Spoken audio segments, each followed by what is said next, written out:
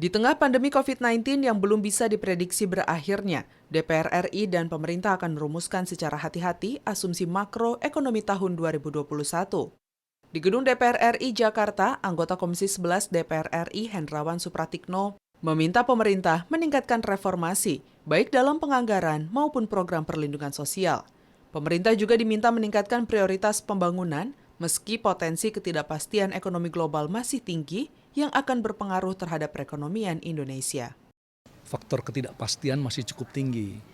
Misalnya ada pertanyaan durasi pandemi ini akan berakhir kapan, kemudian efektivitas pemulihan ekonomi nasional PEN ya itu seberapa jauh, kemudian bagaimana perkembangan ekonomi global.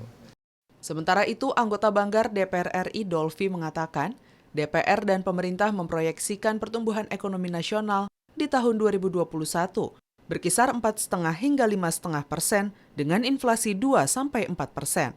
Meski begitu, pertumbuhan ekonomi nasional di tahun 2021 diprediksi bisa berjalan baik jika penanganan pandemi COVID-19 di tahun ini berjalan efektif. Nah, kalau semua itu berjalan efektif, maka di 2021 ya kita punya landasan untuk ekonominya kembali bergerak. Itu asumsi yang paling penting.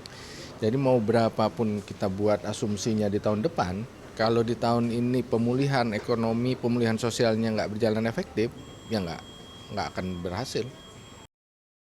Mustaqim dan Edo, TVR Parlemen melaporkan.